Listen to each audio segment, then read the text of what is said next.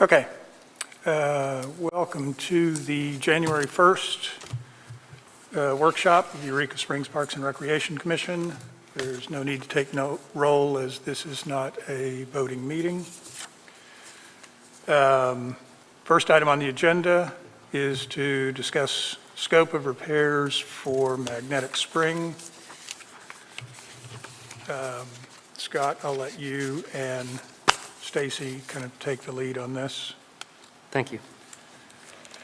As we're all aware, the status of the stonework, especially at Magnetic Spring, is in pretty bad shape. The stone is crumbling around the two basins and causing water to continually flow over the surface, causing constant algae issues, flooding areas of the gardens underneath. We've worked for quite some time trying to come up with an appropriate resolution, and Staci's Stonework has been Stoneworks, has been very instrumental in helping us to come up with something that we think will be an appropriate fix. Staci Mahern from Staci Stoneworks has provided a proposal which I've provided to each of you, and it is, as you can see from that, mostly, in fact not mostly, exclusively estimated prices at this time. So I felt it would be best to have a workshop for us to discuss and have Staci explain what he has proposed, and see if then we can try to move this along as quickly as possible to a contract.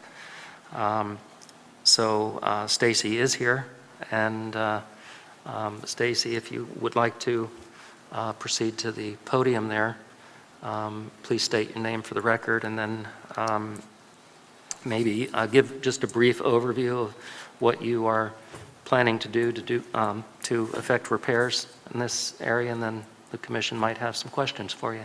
Okay. I'm Staci Mahern, owner of Staci Stoneworks.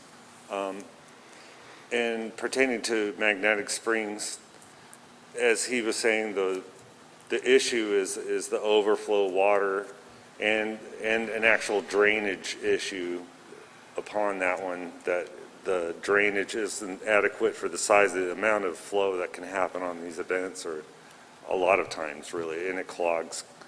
So there's multiple problems, say the stonework, the drainage, the post-drainage afterwards, and then the slipperiness, or the people trying to walk up during those events. That's also a liability thing.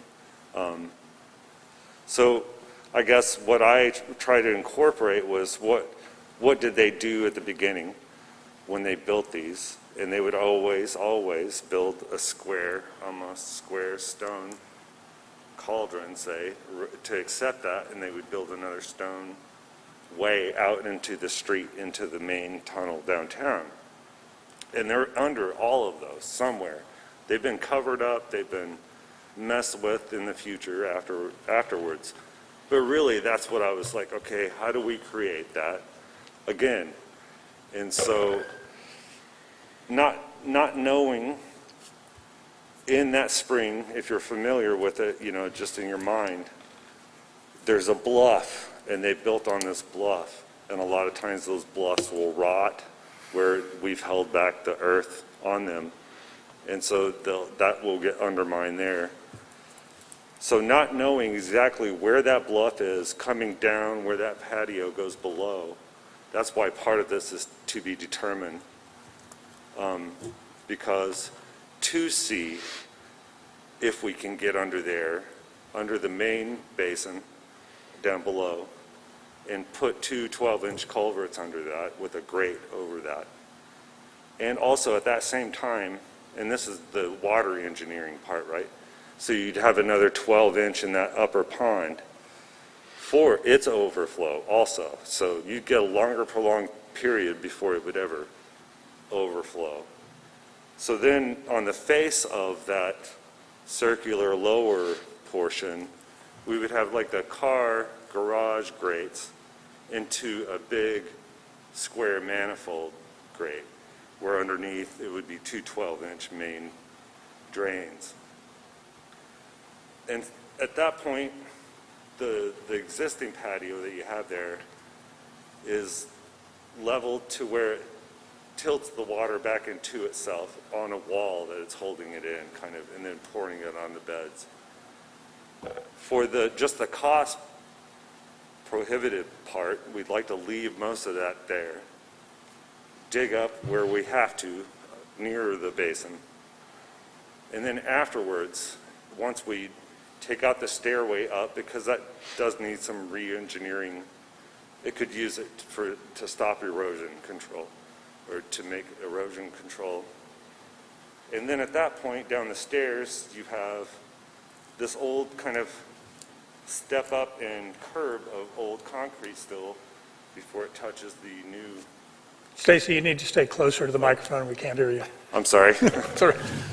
And then it touches, then it goes to asphalt. So right there is a spot that's cracked and crumbly already. So I was thinking remove that, which is big enough for our trench. The city said that they would come in and connect that for no cost, connect it to their tin horn that's, I think like 5 feet down, and have all the apparatus for that. Afterwards, it would be the same, pouring back the same section that we got, or that we took out below, modifying the stairs slightly, just higher, because our concrete pad will come in higher on top, and I'll get to that. But there's the old tree that comes down at that stairs as you're climbing up. So we would erect, which there's a small concrete curb there already, just increase the height of that, making a planter, but it's solving a bunch of erosion that's happening right there at the same time, and it allows us to gain a new height in there, say. And if, once again, HDC or whomever approves of just a concrete patio poured over the other one, canted in a way that it would pour down those stairs, if indeed that it did overdo it, it would stay within the stairway and then go straight out to where it's more manageable and won't go through the beds at all. So in essence, and then that would be, I would pour 2 basins in, drill into the stone and with steel, come up, pour all as a unified pour with that porch, with those stairs, with everything, and then come back with facial stone and a capstone that I've kind of engineered for pressure from behind and up, So that's pretty much, I guess, the overview of it. Okay, would you be doing all the work, or would you bring in subcontractors to do the concrete, the excavation, the plumbing? Correct. Okay. We're going to have to figure out how we go about writing contracts for this. Yes. Do you know who you would have in mind for each of those Yes. other trades? Yes. Okay, so they'll probably... And I work under a contractor's license, so I can, unless you're saying put it out to bid or something. Well, if it exceeds $20,000, we're required by law to put it out to bid. Okay. If they are subcontractors that we can negotiate with and contract directly, then we can break it into smaller chunks, and we can figure out how we write contracts to cover all of that. I think the biggest issue is kind of defining the known unknowns, if you will, and understanding what the risk is in those financially before we get into it. I think the biggest one is probably, I think, if I understand you correctly, you're planning to come down under where the stair is with the new drains to tie it into the street, correct? Correct. And I know that Chris Fisher has expressed some concerns about the root system for that tree potentially being under that area, especially since there's been so much water free flowing in that area, that if we pull that stair up and discover that half the root system of that tree is passing underneath it, it could well kill the tree, putting the drains in there, which means we then need a plan B. Yes, and I think on the approach right there, you kind of have, the way I look at things anyways, if they had allowed us to modify the approach, there's more than one approach there. Yeah. And it wouldn't have to say we started earlier on our approach and had the stairs tucked out, then you gain height all of a sudden before you reach that moment to where the roots are used to.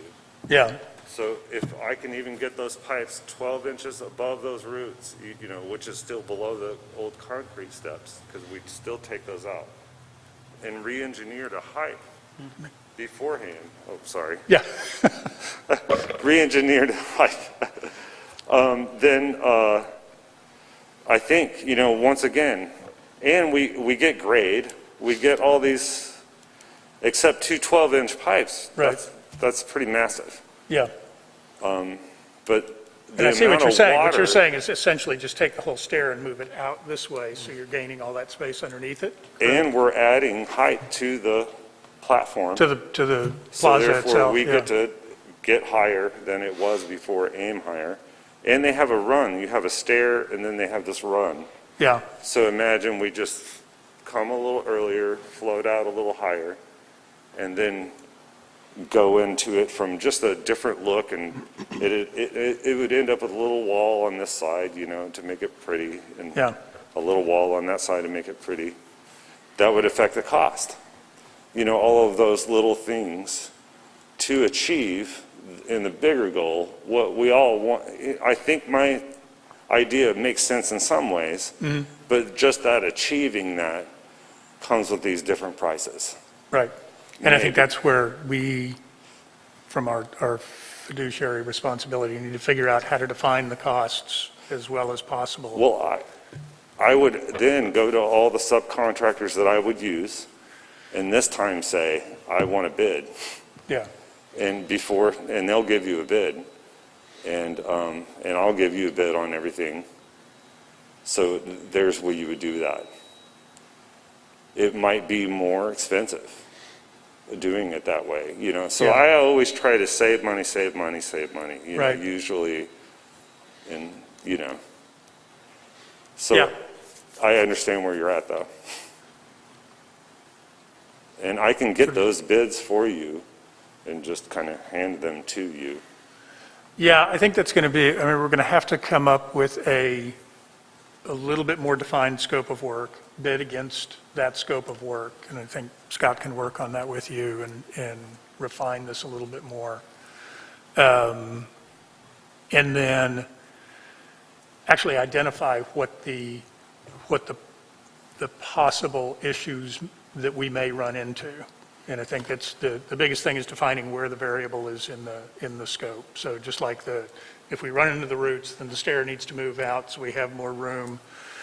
I think it'd be worth engaging Chris Fisher on this, and honestly, during the progress of the work. So when we pull the stair out, have him look at it to understand what the root system of the tree is doing, make recommendations, whether we need to make adjustments, but just kind of build that into the plan for it.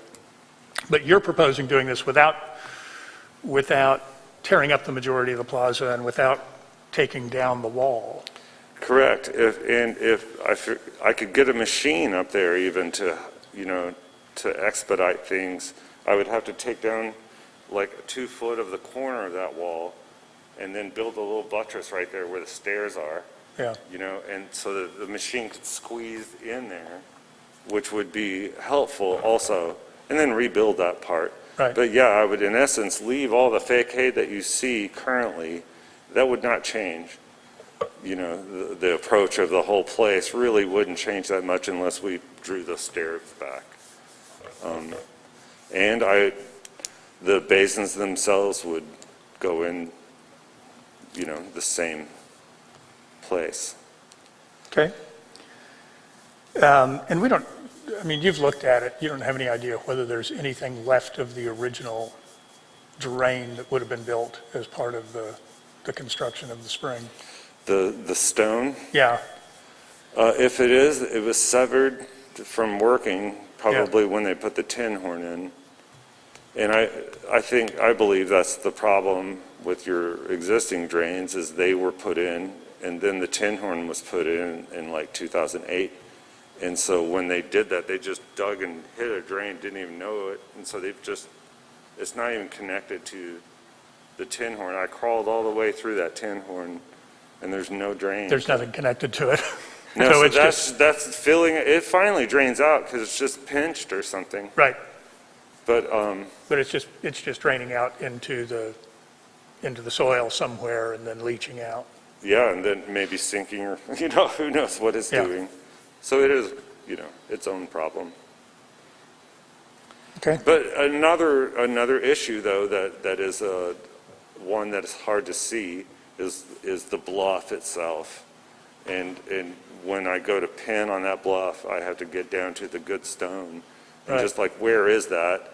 What's that going to take? It might shape the sides of the basins a little longer. Little things like that, Right. there's going to be, once we expose all of that concrete and all of that stuff, because we'll have to tear all of that out. Who knows what they put in there to fill it up. If it's all concrete, we'd have to kind of get through all of that. And that becomes hard sometimes with the 1950s concrete kind of. Yeah. Well, and I think the key and the thing that you've brought to everyone's attention, the root of all the problems here is the drainage. The drainage from the basins are insufficient. Every time we get a hard rain, it overflows. When it overflows, it deteriorates the basin walls as well as causing problems in the plaza. So ultimately, the primary fix is making sure there's adequate drainage there to deal with overflow and the heavy rain events so that it's not flowing out over the top of everything. Right. Okay. So I had a question. So you were talking about putting new pipes in underground, Yes. and I think you did mention a grate, but if there's future problems, is there a way to get in there and clear blockages out? Yeah, you would always have cleanouts of some sort in there, and we could get creative with putting cleanouts in, but it is and so you'll have a grate at the top, so you can get into that, but you could also easily put a cleanout in somewhere lower, closer to the sewer drain if it's clogging down there or something. But knowingly that each apparatus, and I know, sometimes it's weird to talk about engineering and the parks and these springs and then have to think about money. But now I'm thinking about money is that each fitting for that is like $350, and so all of that, just putting sweeps and caps and everything is, get your bill way higher. And if you had two 12-inch pipes, it'd be hard to clog them. If it's very a short run, and if you have a correct, if it's maintained properly inside and there's no just dirt flowing in our water, then it should be fine. It kind of depends on the grate you choose also, I guess. Yeah, And- and the basins themselves are back inside the spring, so you're not going to have a great deal of foliage in the fall that's falling into the basins themselves. Right. The issue right now is there are overflow drains in there. There's it's either a 3 or a 4-inch in the lower basin, but it doesn't go anywhere. And so even when the basin's completely full, you can stick your hand over the top of that thing and feel no suction at all. So it's not actually doing anything. But to his point, he thinks it's because the big steel culvert that was put in the street more recently than those drains just severed those drains. They're not connected to it. So, Right, yeah. Yeah, I just want to make sure maybe it's worth spending a little extra now to make sure we don't have problems in the Right. future. Yeah, yeah. And once again, you can crawl up that tin horn and get to that spot also. So there'd be another access, and I think it's 37 feet or something. from there, or, it's not Yeah. that far. But there is some 45s in it, and there is a tree, so I could see having a clean out on the other side of that tree or something, just in case, way in the future. Okay. Could you Anyone? clarify one other thing too, please? Yeah. There was a discussion about the main issue being the drainage, but what about the stone itself? I mean, because that's part of your Correct. your bid, and would you just discuss briefly the condition of the stone? In other words, that's something that we really can't wait to do. In other words, we can't just fix the drainage problem and we're done. Is that correct? As in the stone on the basins? Yes. Yeah, yeah. I mean, the way, and you could tell that the park was built in many times, and there's many manifestations of it in many ways, and different people had different ideas, and so the spring itself is not historic at all, and that's not historic stonework. And I repaired that maybe 10 years ago, and but I didn't guarantee it because they wouldn't let me fix it. They just wanted a patch, and so I patched it. I put a few new caps on there, but it was it was apparent that one, the drain wasn't working, so that water would, even on the slowest times, it was just sitting there trickling over the face of that stone. And the stone was a veneered on with concrete, kind of, maybe in the 50s. And so it wasn't a true historic stone style it would be hard for them back then to hold back this much water anyways. So it's kind of, what we're doing is building dams, and that's an engineering feat. And so they've been trying to cram things on this for a while to hold this dam back, but you gotta let the water flow somewhere. So as soon as they made these basins, they probably started having this problem on any heavy rain, starting way back then. Because it's, without steel and concrete and all, to build these little flash flood dams is very hard. So I think most of its problem is in engineering of itself, really, and what they're trying to do, really. So now, with technology and with a true plan all the way to the tin horn down there, I think we can achieve something. And what I do with the stonework after that, it would be still facadal, because you wouldn't trust just stone to do this. So it'd be a facadal that looks like old stonework, just like what's there, which is a facade looking like old stonework. And then I had designed a cap, and but I'm a little wary, I mean, I've designed a cap that will withstand all of that in concert with the concrete and how it's poured also. Right. And that's what I was trying to get to, is our discussions out there are that it's not going to just be stonework where water can penetrate through the mortar Correct. and start Correct. dissolving that, because over time the water softens and dissolves both the stone and the mortar, correct? And so that you're going to have concrete that's going to be the structural component, and then stone for aesthetics?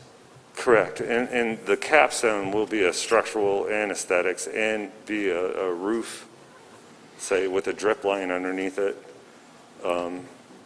that will keep its water off of its face, just like you would. Most good stone walls have a cap to keep the water off of its face with a drip line. So yeah. You got any? Okay, so I think the approach is that if you and Scott can get together and work on refining the scope by each of the subcontractors, then we can start working with them to get bids on the scope as it's defined. And then we can bring the whole thing to the Finance Committee to look at it from a budget perspective, what we had originally budgeted, what adjustments we may need, and then it can come to the meeting for approval. Okay. All right? Sounds good. Okay, thank you, that all? Staci. Yeah. Yep. Thanks, guys. Thank you.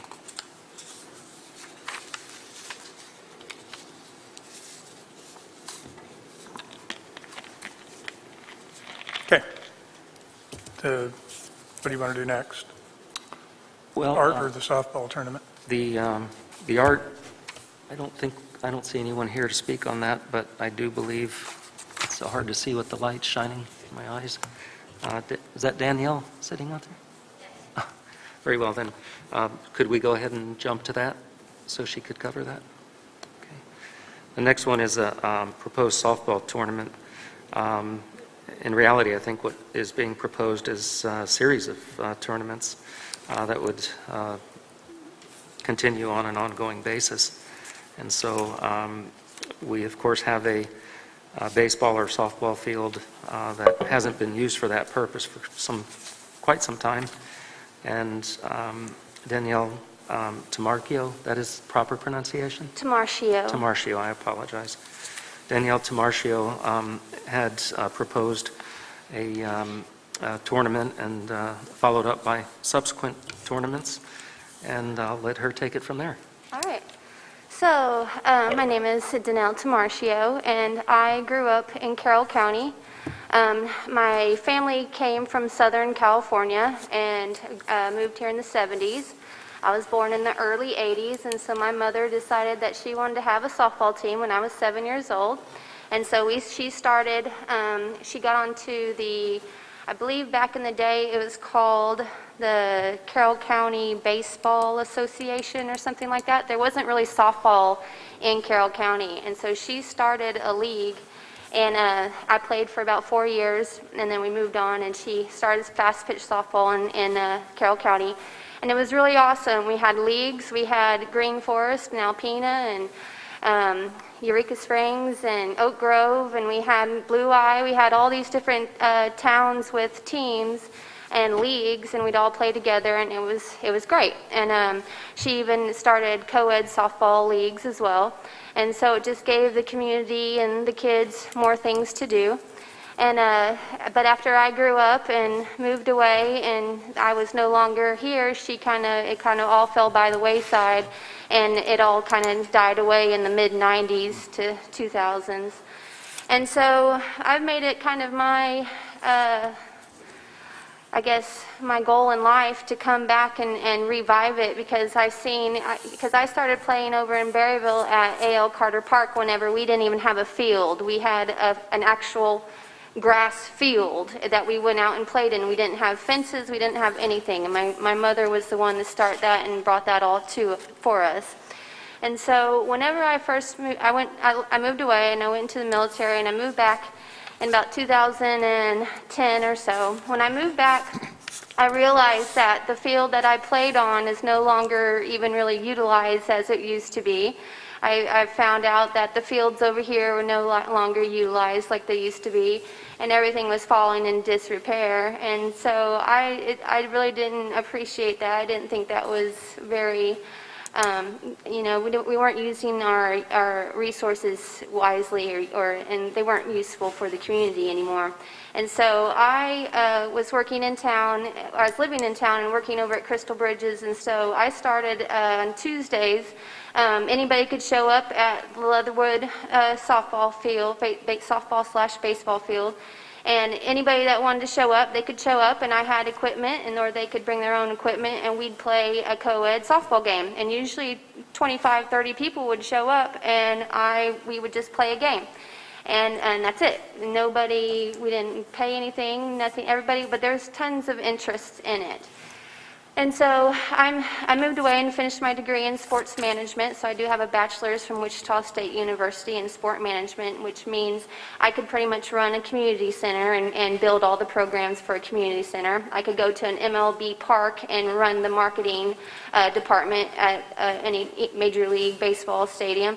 I have background in supervising tournaments and building sales, marketing brochures and different things to gain sponsors. I did my internship at Derby Recreation Center in Derby, Wichita, which is where I did I did a full internship there, and my job was to supervise all sports programs as well as all their tournaments, and as well as all their field maintenance, and build just strategies to gain more programs for kids. And so my sole goal to moving back to Eureka Springs was to do this for our community and for our county, actually. And so I went to the school, and they own the Van Pelt Stadium, and they were very interested in me trying to start a program for them. I did try to start a softball team at Eureka Springs, but then COVID happened, and my job no longer allowed that to happen, so we couldn't follow through. But the school was very interested in allowing me to use that field for what its real purpose is for. And so in talking to them, they are really, they're very anxious to see what I can do and what I can bring to the town, but we do need more than just Van Pelt to do a tournament. We have to have two fields to do a tournament, and so I will need the city on board as well as the school on board, and they seem to already be on board. The one thing about Van Pelt is they have no lights, though. Their lights were in disrepair, not the lights themselves, but the poles, and they were tipping over and falling over. And so we do know a lot of people, and Carroll Electric is right next door in Berryville. I don't see why it wouldn't be a big feat in order to petition to them to try to get a little bit of help on those lights out there. But in the meantime, we don't need the lights out there. As long as we can use the field until 5 p.m., we can use that field. And so because we have Leatherwood, which has lights. And so after 5 p.m., the tournament would essentially be dwindled down to just a few teams anyway, and so we just finished the tournament at Leatherwood, but we would start it initially on both fields. So I prepared it's quickly done, but pretty much the gist of what would all need to happen for a tournament, and I gave that to Scott. I don't know if he passed it along to you all, but I have it in front of me. Hopefully you all have it. I won't go over the entire thing, but essentially I broke it down to what it would do economically and what it would do for the city. As far as parks, it's kind of a revenue neutral thing. You won't make a ton of money off of it, but you will be in the green with it. As far as on any given weekend, just for a one-day tournament, the economic impact alone would be at the very, very lowest amount, $27,000 per night for the city of Eureka Springs, as well as it would bring in about $4,500 to $7,000 in tax revenue for the city. And then you would need to hire a tournament director, which is really not a lot. It wouldn't be a lot of money, but it is a lot of time spent in doing this, and so you would need a professional to do this. But I guess I could stop right there maybe and answer any questions, or I can do a little bit more of a breakdown of the costs and things like that. So I'm not entirely certain, and I've been through this several times now. What is you're actually asking the parks to do? So what it would be is the parks and the school would both need to maintain their fields for me. So that'd be like a once-a-week mow. They would come out and chalk the fields and things like that. But at the same time, we could also get volunteers to help with part of this. But really just to maintain the fields and get them to working condition. As of right now, the Leatherwood field has no infield. The grass has taken over the infield, and so we would have to completely redo the infield, which I've priced that out as well. It's just a one-time thing that you would have to do, and then after that it's just maintaining it. The one-time cost of a field could be around $4,000, but again, you'd only need to do that one time. And then for the future of the community, we would do a tournament a month essentially, and we could also do more. We would see how it would go, I'm sure, in the first year, and then if we wanted to add more, we could. And on top of that, once we get it going, we could add in co-ed league games during the weeks, and also kids league programs. And this could also lead into having countywide leagues, and we could play against Berryville and Green Forest and such. But it would provide our kids and our community another something to do in the town if we get these fields fixed up. I work at City Hall, and Monday, Tuesday, Wednesday, I see tons of families go by. I've been in the softball community for a very, very, very long time in many different states, and whenever I just mention Eureka Springs, everybody always says, I wish Eureka had tournaments. They would be here in a second. People are getting sick and tired of playing the same places, little podunk towns in Oklahoma and things where there's nothing to do. Well, people would come here for tournaments. And but also, if we keep and maintain these fields for these tournaments, we can then use them to help our community as well. Which, growing up in this county, I know full well that there isn't enough to do for our kids. Our kids, in their teenage years, fall victim to the drug usage and things that are happening in Carroll County. And I feel like this would be a great way to appeal to the families that are working in Northwest Arkansas but living in Eureka Springs and giving their kids something to do. I've heard a lot of times family come to Eureka Springs, they move here, they're working over in Northwest Arkansas, and they realize there's not a whole lot for their kids to do, and then they move again. So if we want more money in our town and more people moving into town with families, we need to give them something to do. Yeah, I think we're at a bit of a catch-22. The reason why the field hasn't been maintained is that it hasn't been used at all. Yeah. It is hands down the most underutilized facility in all of the parks. Sure. And even the level that it is maintained is expensive, mowing and fertilizing and that sort of thing. And so going in and completely redoing the infield, striping it, building a mound, doing all the things that are needed for a proper baseball field is a fairly significant investment on the part of the parks. And we'd have to see some level of demand to justify that. Oh, there is definitely a demand. People will come for these tournaments, I can guarantee it. And I even told Scott, I have a fund that helps fund kids who can't play travel ball, and travel ball leads to scholarships. And so if you give these kids a little bit of a leeway or a little bit of a path to go, our kids can actually gain scholarships to go to school. And the thing is the reason why they're not utilized is because nobody knows how to do it. And so and that's the thing, I've been trying to get here for the past 20 years to do it. And I've known everybody who's been involved with those fields since then. Remember, I've lived here pretty much my entire life other than the 10 years in the military. And so I know that it hasn't been used because nobody knows how to do it. I know how to do it. Okay. So other than setting up the field, are there expenses you're requesting of parks? In the pamphlet, I kind of put together what you would be responsible for. It's mainly just the maintenance of the field, just the mowing and everything. Everything else would be taken care of by volunteers and myself, or a director if you... Yeah, well, I just got this today with no explanation. Okay, It was sure. not clear to me who was going to be providing what. It wasn't a specific request. Essentially, it's like you would contract a tournament director, and they would take control of it for you, and really all you would be responsible for is maintaining the field. And so we'd be paying a director also? yeah, it'd be like a contractor. And I'd have expenses, and I would give that all to you and show you all that, like food for the concession stand and such like that. That would be an expense, but you would make that money back in concession sales. So essentially, it's not an expense to you. Well, maybe we would be putting that money up, and it could get rained out. So we'd have to be prepared to fund it. Sure.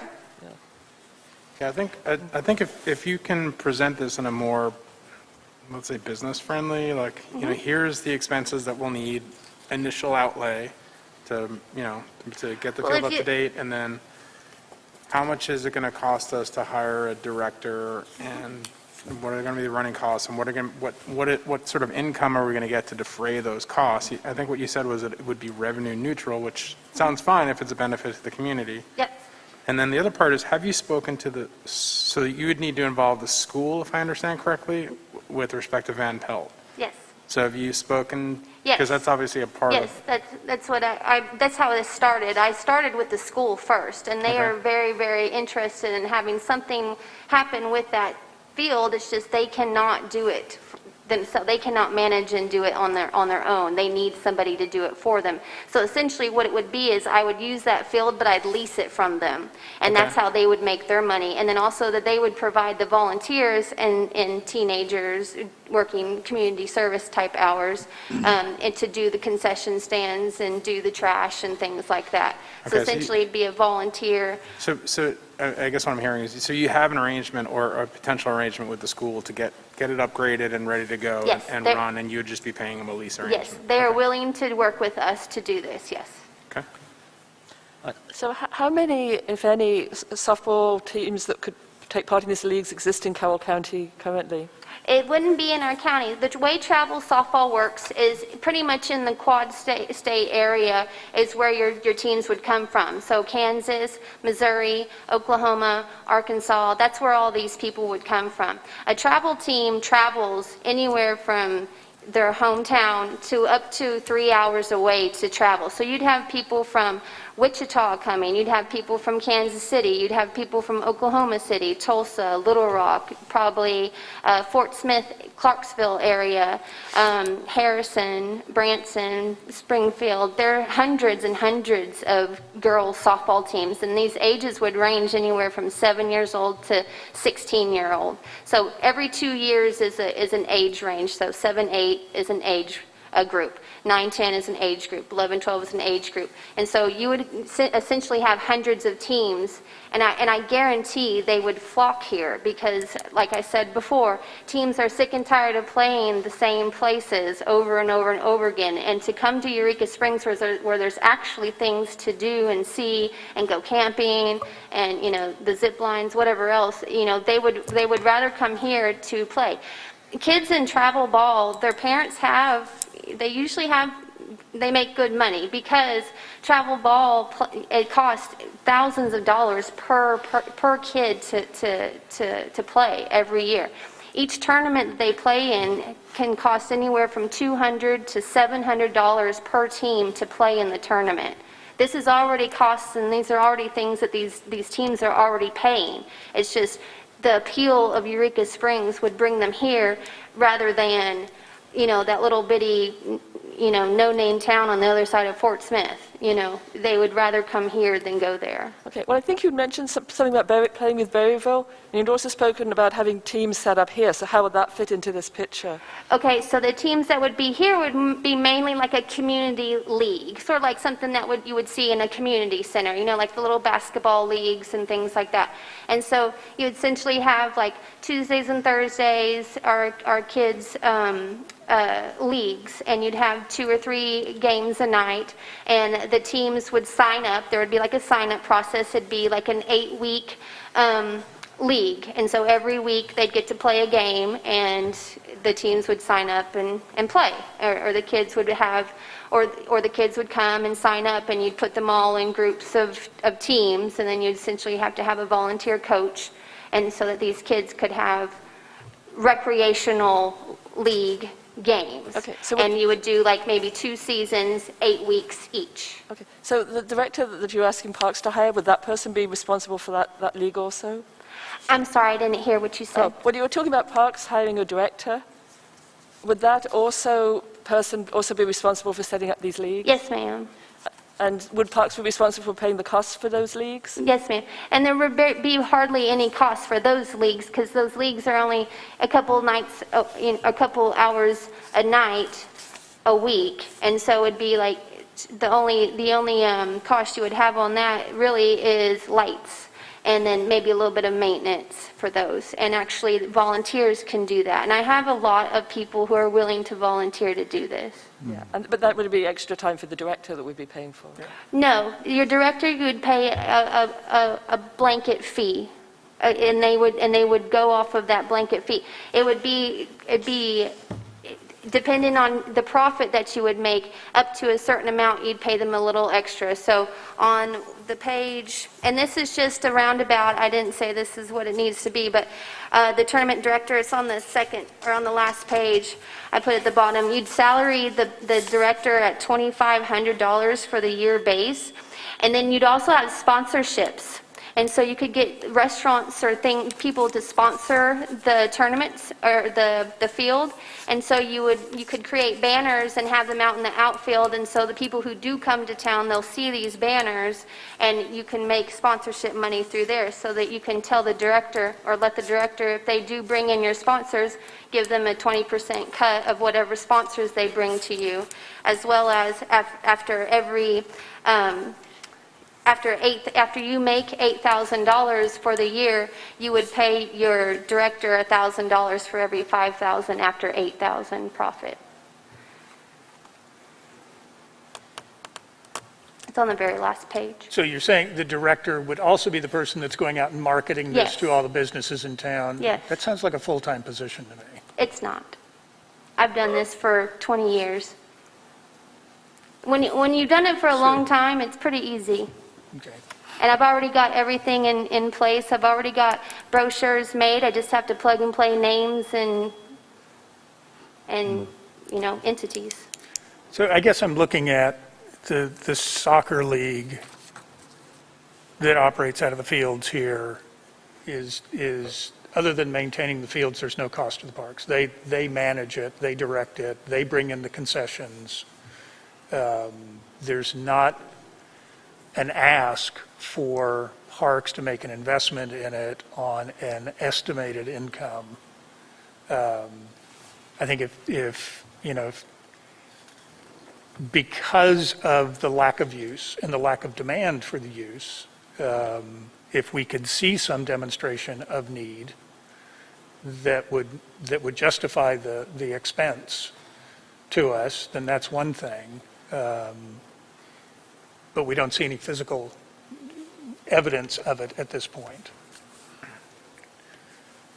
Well, there would be no evidence from teams from hours away. That's what I'm saying. I have done all the legwork for you in being in this sport for 30 years. I have been to Wichita and played. I've been to Oklahoma City and played. I've coached for many different organizations that now have kids who are professional softball players, and in my years of when I was going to Wichita State for my sports management degree, my whole sole goal was to come back here. And so in that, as I went to Kansas City and played in tournaments, as I went to Colorado Springs and played tournaments, as I went to Oklahoma, I would pick people's brains and different coaches' brains and different organizations' brains and say, hey. How many tournaments have you personally directed from the ground up to the completion of a tournament? You yourself? I wouldn't. 'Cause I've been at least I did 5 while I was an intern, and then I've done many other through my life. I'm 40 right now, and I've been in this sport since I was 8. I've been in this, I know a lot about girls softball. That's one thing I know a lot about besides accounting. And what you brought me or us to look at is just a what if. And I appreciate that. But from a financial standpoint, you've not brought us anything other than a what if, this is what it might cost or we might make. And in softball, number one, you're going to find out you're going to be very short of volunteers. It's going to be you late at night doing the fields. You're going to find out problems, as you well know with your sports management degree, that this is going to put a burden on us if you're going to come back here with a functional plan.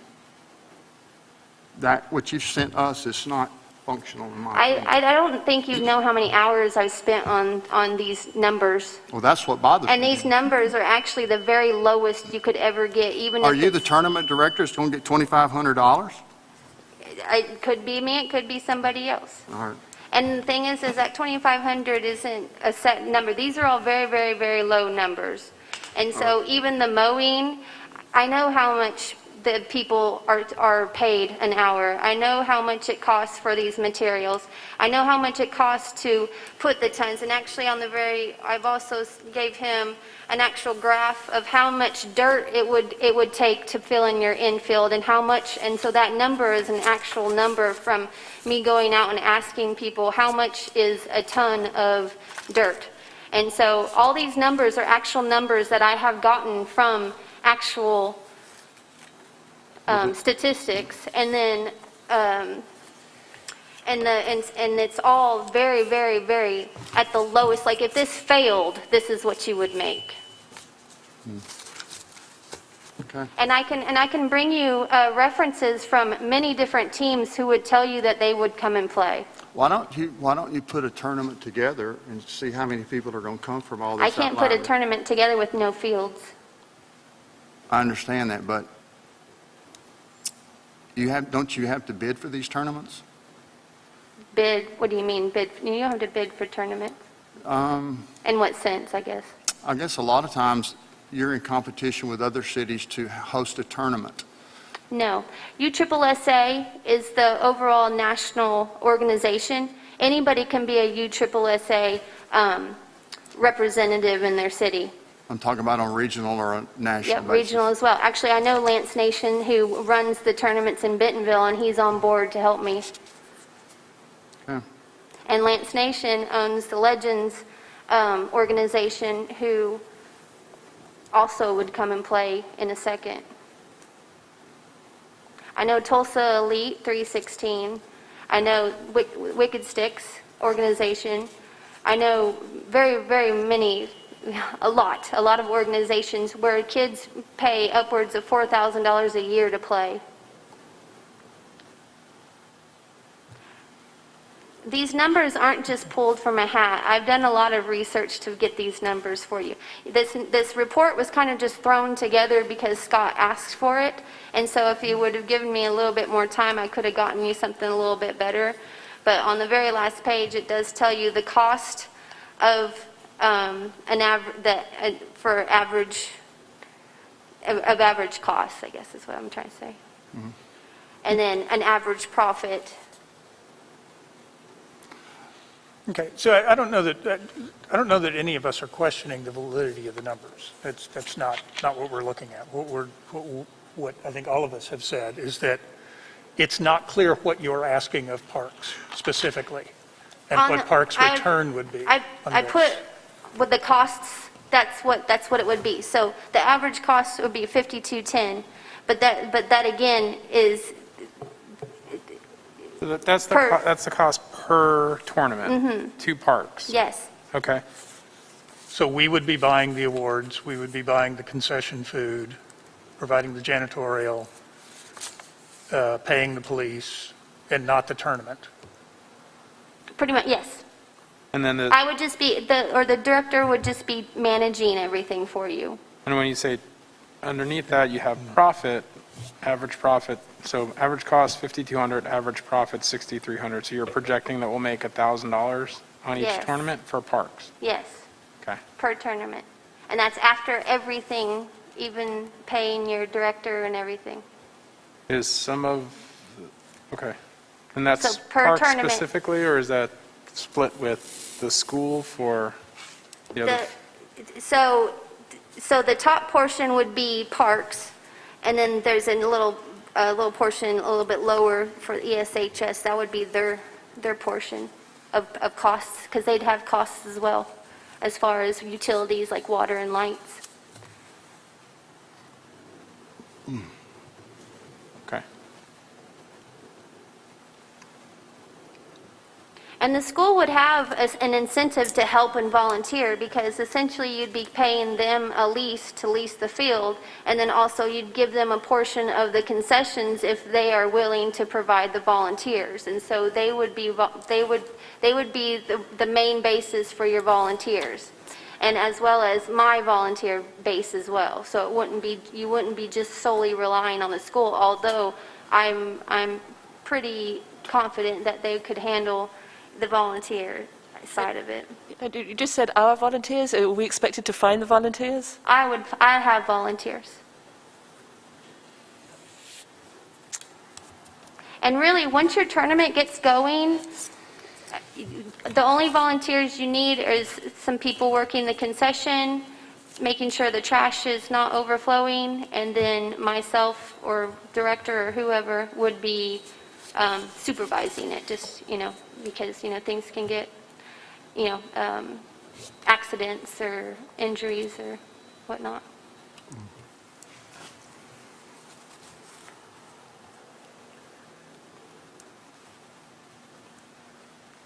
But the reason why I'm doing this is because, the parks isn't really, the city isn't here to gain, huge amounts of money from these things. It's to provide the community with things to do. And so that's what I've done, that's what I've proposed, that's what I'm bringing to you. And just, it's a shame that we haven't utilized this before now, but it's because just nobody has had the knowledge or stepped up in order to do that. But it sounds like all of the benefit to this is going to the traveling teams who aren't from Carroll County or Eureka Springs. No, it wouldn't. No, you'd be benefiting your community. Your cities would be making, your businesses would be making money. We would have the means to provide our kids with leagues and things to do by having those fields maintained, but then you maintain them with the money that these travel teams are going to be bringing in. Essentially, it'd be a wash. And then there's, you also list some potential economic input, Yeah. For hotels and meals and stuff when travel teams are here in town. Yeah, I took a team of 10 girls, which 10 is usually not the amount, it's usually 12 girls. So think of 12 girls and 12 families coming to town for each team. I could do a tournament with 10 teams with what we have now. If we get our fields maintained correctly, we could actually do 2-day tournaments, and then we can have even more teams at that point because we could have 2-day tournaments. But the economic impact of just a 1-day tournament for one night with 3 meals is $27,000, and that's the very lowest end that you can get in order to bring to our town for one night. Is almost $30,000 a night. So if they say 2 nights, that's doubled. Because you think 10 girls on a team, they've got a couple coaches, so they're going to get at least 8 to 10 rooms apiece, plus at least 3 meals, plus the shopping, which I don't know how much they would spend, but they'd spend something. Activities, they'd spend something in activities. They have siblings that come to these tournaments. They need something to do. The campgrounds are right on the other side of Leatherwood. Kids would be camping. They'd be enriched in that way as well. Okay, I guess the one concern that I have is that the other events that are put on in the park, and I myself have put on triathlons in the park, and I didn't come to the city and ask for them to pay for my director or my concessions or buy my T-shirts or buy my awards. I was expected to do that to put on the event, and then I paid the parks Yeah. You can for the privilege to be able to use the facilities. Fat Tire is exactly the same way. And we're currently negotiating with a race promoter to put that on. And we're not going to be paying him to put it on. It's going to be a deal where it is completely cost neutral to us. We're going to provide the facilities and provide the prep for the facilities, but he's expected to market it and provide the awards and provide the T-shirts and do the director, not us paying for it. So you're asking us to hire a director, you're asking us to buy the concessions. No, this is just if you want this to be yours. If you don't want this to be yours, I would gladly take it up, but I need you all to fix the field first. Because to do that, because to have this tournament, USSSA has a standard on their fields. You have to have these repairs in order for them to market their USSSA tournament on that field. I'm sure they do. So I could take this on all by myself and do all the sponsorship and make all the money on my own. I could totally do that.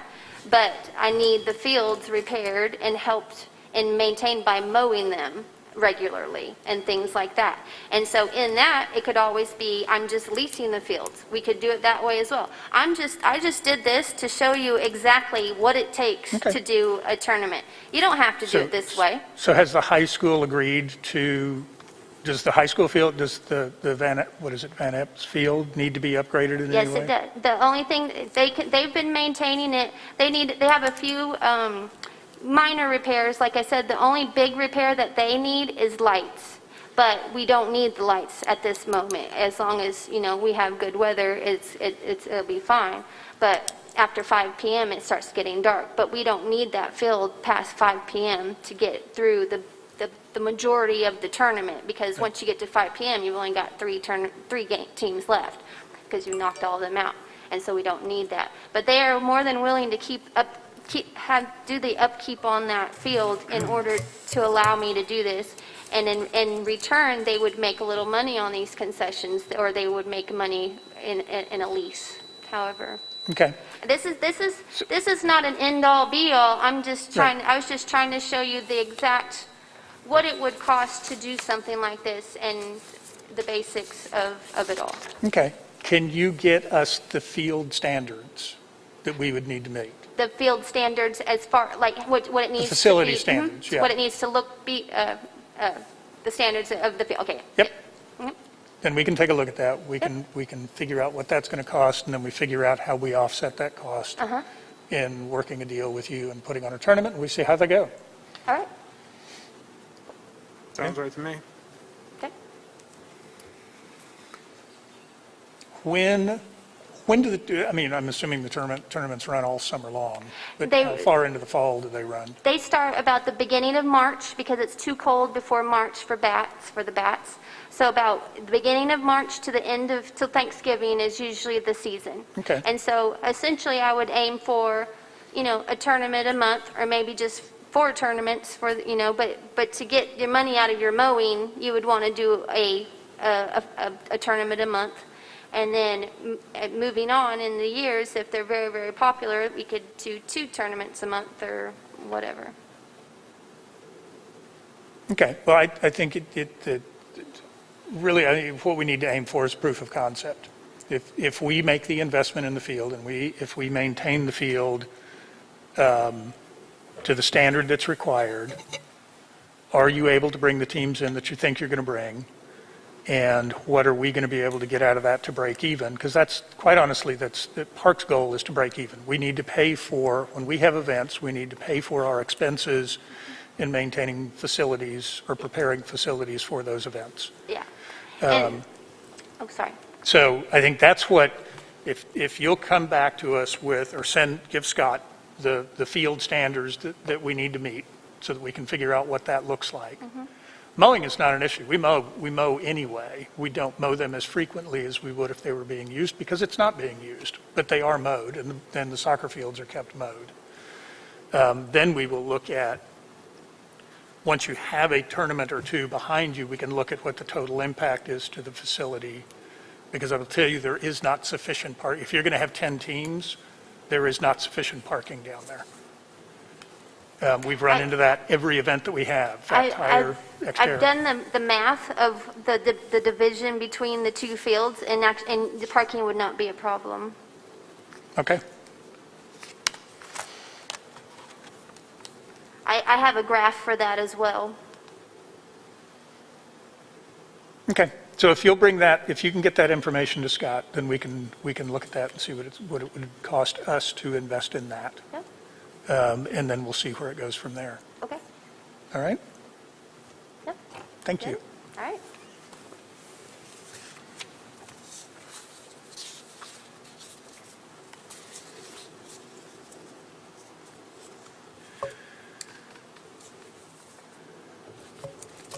Okay, the art walk. Do you want to kind of Yes. talk everybody through the art walk, what the proposal is?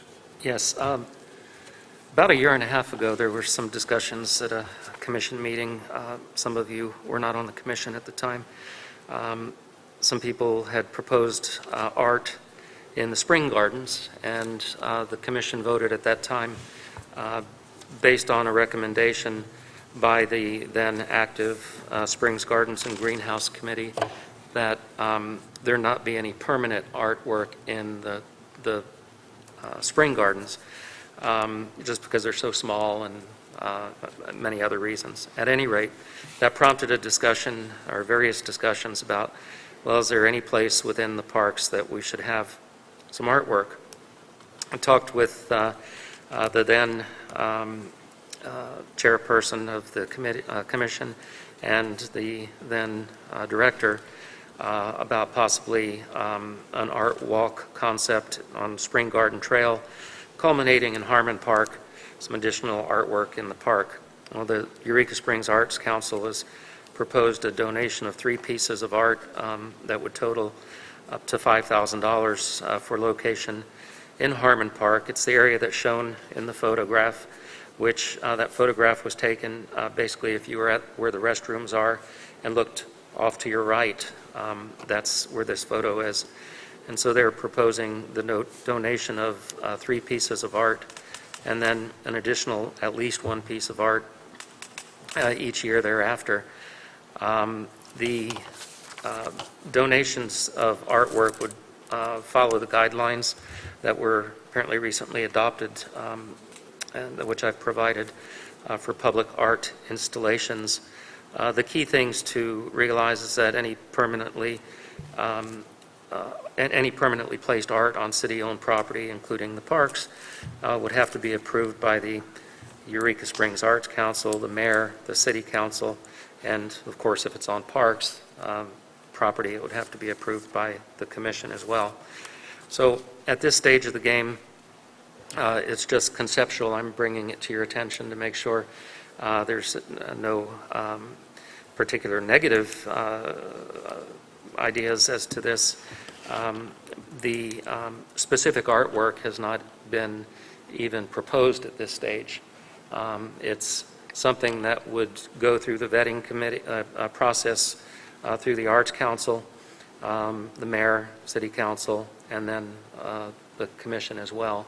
And we would not be committed to accept any art until that process was brought to you.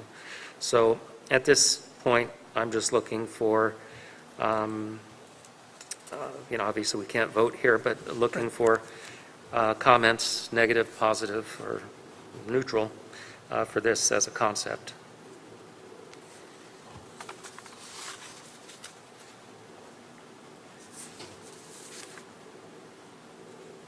So as I understand it, the artist would be responsible for any maintenance that may be needed on the piece. That is correct. In fact, there's also guidelines that require that it be low maintenance, no sharp edges, it's got to be safe, and that's all part of the approval process. So it would not even come to the commission for approval unless and until it met all of those. Until it's come through the Arts Council. Correct. And now, does the city council actually have to vote on these? That's what it says. The first paragraph, the introductory paragraph, about 2/3, 3/4 of the way down, a proposal to display a work of art temporarily or permanently on city-owned property must be approved by ESAC, the mayor, and city council. And/or city council. Pardon? And/or city council. I didn't read anything in here that referenced the Parks Commission. It doesn't specifically. The 2 ways to address that, I could certainly point that out to them, that the commission would be required, but by law, the commission determines what resources do or don't go into the. Well, as I understand it, this is part of a larger program that's art in public spaces. Yes. In Eureka Springs. So what they're doing is looking to us to provide space in Harmon Park and possibly along the Spring Garden Trail, but that wouldn't be the sole location of this program, that No. they're looking at other areas within town that would meet the same criteria, which is. Correct, and that is absolutely correct. This was designed to be a generic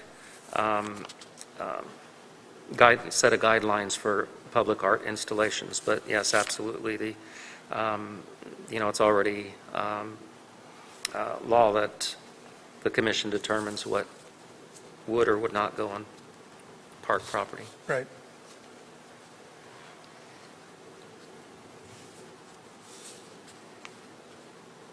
Yeah, so I don't have any specific issues with it. I think we just need to define a little more around how we're going to be involved in it, what pieces they're going to select that go in the parks, and what that process is going to look like. Because it looks, I mean, reading through their requirements and the applicant, the requirements for the artist applicant, most of the burden is on them.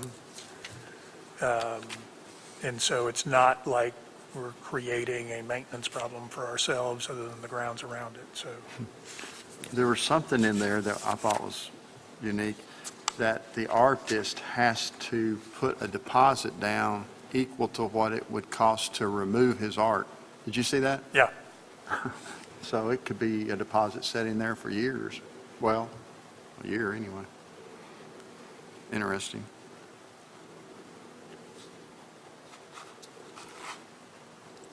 okay. I think for me, I just want to make sure that Parks does have some say, so we're not going to be harming resources. It's going to be a site that works for Parks. The site itself? Yeah, the site itself, yeah. I mean, I don't think we should get into judging art, Oh. but, unless it's a safety hazard, but I think we should have say in the site. Yeah, Well, the site was somewhat selected by us. I picked the site. I think Sandy Martin had mentioned that site as well as one she liked, and there's various reasons why that particular one makes sense. I did show it to Chairman Ruley and our Natural Resources and Grounds Manager, and so it doesn't have to be there, but that was just Well, I a think spot. it's a, Yeah, I wasn't even thinking that as a particular site. yeah. No, I'm it's- just saying, as long as we have some say and make sure that we aren't harming natural resources, then I don't have a problem. Right. That's all I'm saying. I think it's logical where it's being discussed to put, because it's Yeah. relatively level, it's very accessible, it can be accessible for people with disabilities and mobility issues, because it's flat and it's already, it's that level area that goes and connects to the wood bridge that then goes across the road to the Spring Garden Trail. So we even talked about being able to put a handicap parking space or two down in that area, which the parks need. We've been kind of looking at that with all the parks facilities to try to figure out how to accommodate that better than what we have in the past, so. Okay. Anything else? All right, so I think we just define it a little bit better, understand what our obligations are underneath it, around it, and then we can put it on an agenda to vote on. And again, I don't anticipate that until there's actually artwork that Yeah, they that's- have selected. Okay. And then I would bring it, Yeah. or the, yes, then I would bring it to the commission for approval. Okay.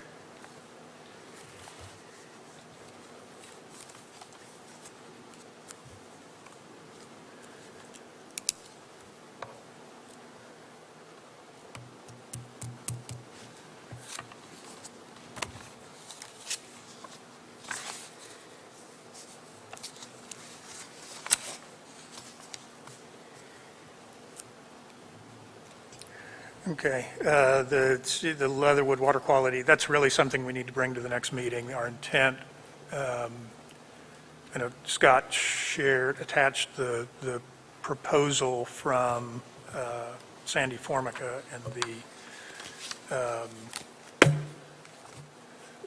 watershed conservation, what is her whole, I don't remember the whole title, but anyway, she operates a nonprofit that focuses on the restoration of watershed areas, and she's been doing a great deal of work in northwest Arkansas and Fayetteville, currently doing some restoration work of watersheds and the small lakes in Bella Vista. We've had a couple meetings with her to look at Lake Leatherwood and the issues. And what she put together for us was a proposal for the services of her nonprofit to help us identify partners within the state and federal government who will provide funding to deal with some of the issues that we have, the invasive weeds and grasses that are growing in the lake and really choking the lake out at this point. Looking at the whole watershed of the Leatherwood Creek and what work needs to be done to stabilize that. But I have a statement of qualification from her, and I have a thing that she put together for us that discusses some of the other projects that they've been working on locally, just to give everybody a better idea, and then we'll bring it to the next meeting to discuss it in a little more detail once everybody has all the information in hand that we can use as a basis for it. So I just have a question. I had a park employee tell me the purpose of this was to put the stream where the bridge is now. No. Is that true? That is not true. Okay, good, thank you. No. Yeah, and it's very natural for streams to meander and not be in channels. We're very used to Right. streams in channels. So when you say stabilize, I want to make sure we're not getting into a process that's going to definitely guaranteed with that being channel. No, when she talks about stabilizing, it has more to do with further upstream where there have been changes that have been made that are causing erosion of the banks. Down where the bridge was washed out is the alluvial fan. She made a very strong case for that's what it is and that's what it needs to be. Good, thank you. So it's not about, there was some issue with, it was a bridge that was built by the Boy Scouts, I don't know how many years ago, and so there's something special about that, but the bridge hasn't actually spanned over anything but dirt in 10 years. Yeah, So yeah. Well, it is not. I mean, I can understand if you're trying to plan a trail system, that area is not a great area. But it seems like just great natural habitat, and it's Yeah. what that stream should be wanting to do. And that's really what Sandy was pushing and will be pushing as we move forward with this. And it's, the progress of the work would start with an assessment of everything, the lake, the Leatherwood Creek out to the boundaries of the park, and then even beyond that. And then depending on the funding that may be available, and she feels confident that there is more than sufficient funding available if we just simply know the right places to go and the right doors to knock on, and this is what her expertise is, then they can help with site planning for the park to understand impacts as we look at, we've been talking about the improved campsites along that drainage that separates the field and the meadow. There were improved campsites built along there that flood every time there's a 2-inch rain. That wasn't terribly well thought out. That's not the appropriate place for camping. So we're looking at doing site planning that takes into account the information that she's going to be able to help us develop that is a more logical use of the land that we've got out there. Yeah, so I think in here it just mentioned something, I forget the words, but something about plans for the park. And I wanted more information on what the kind of scope of that was. In my mind,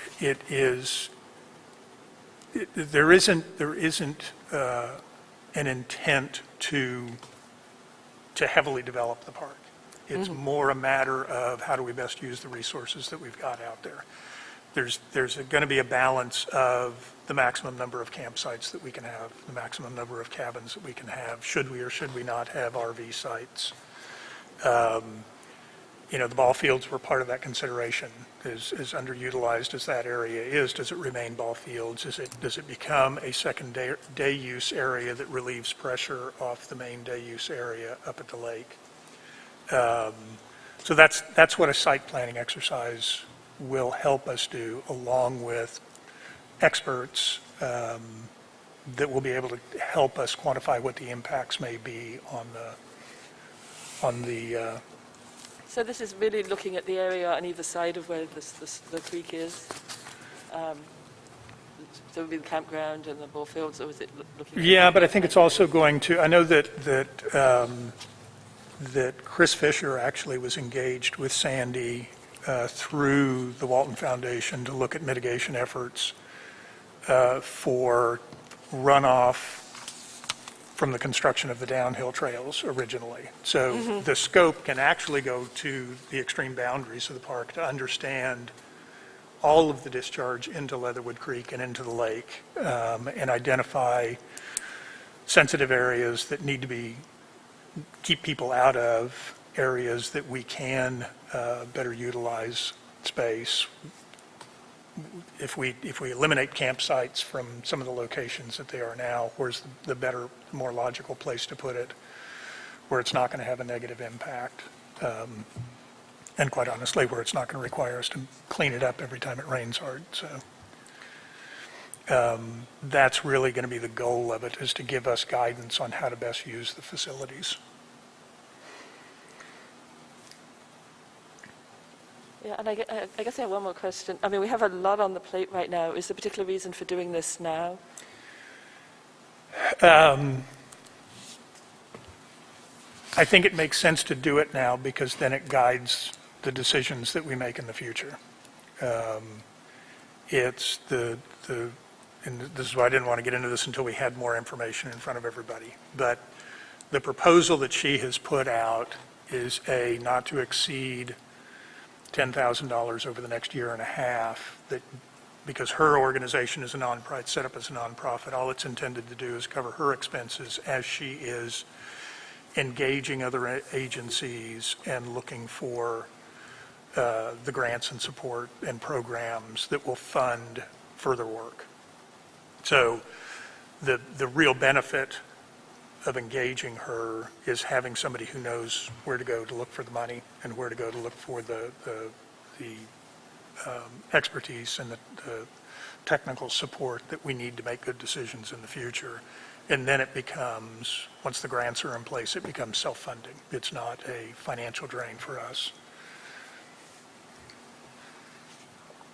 And I would like to just point out that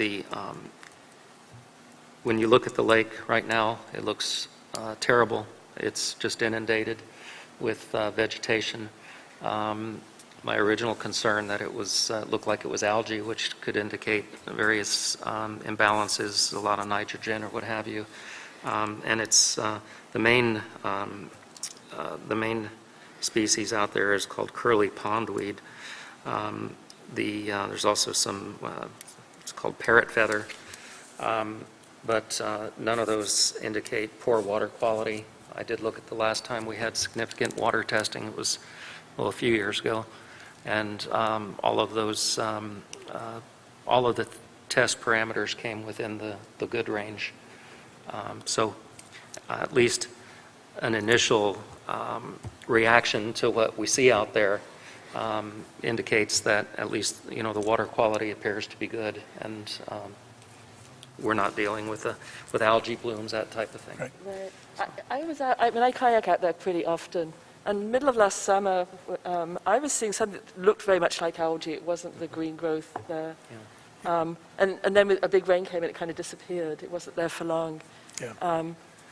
So I think But that- I'd be really interested to know what the effects of having all the Canada geese and all their poop going into that lake. I mean, that may be feeding a lot of this plant growth. I will tell you that when we did the triathlon, which was it was actually last weekend in May every year, we never knew until the week before the event whether the water quality was going to be good enough to hold a swim in the lake or not. And we were having to test up until the week of the event because, especially in the springtime with the runoff, the water quality was very poor and it was very high E. coli. So her concern with the curly pondweed and some of the others is that they're invasive species. Definitely. And that it may well be that the recommendation is to not allow people to bring boats into the lake. And as much to protect other bodies of water as to protect Lake Leatherwood, because people are going to be bringing boats in, they're going to carry out spores with them, go put their boat in another body of water, which will then propagate those invasive species in those bodies of water. So, Yeah, no, I agree. It's a big concern. yeah. So anyhow, we will, like I said, I'll get the statement of qualifications for her and her her nonprofit and the other information that she's provided to us out to everybody, and then we can have a discussion when we've got a quorum and we can vote on moving ahead on it.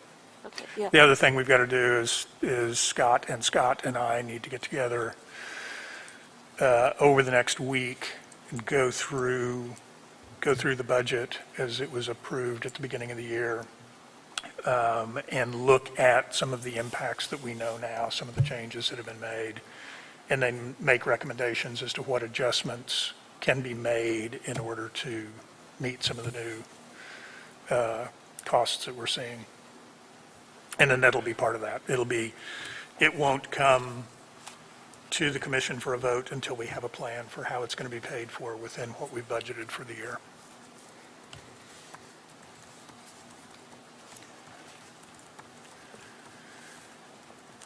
And then the other two items, the organizational chart and the vehicles, are budget issues as well, and we'll discuss them as part of the budget.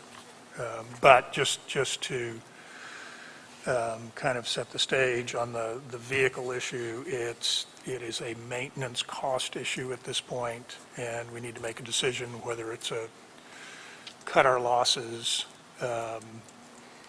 or keep bleeding. Apparently, a number of these vehicles were purchased sight unseen over the past couple of years. They're turning into a real maintenance nightmares. The dump truck that was purchased apparently had been a salt truck in its previous life, and everything on the underside of it had rotted out. We've currently spent, $6,000, $7,000 replacing brake lines and fuel lines and everything else underneath the truck.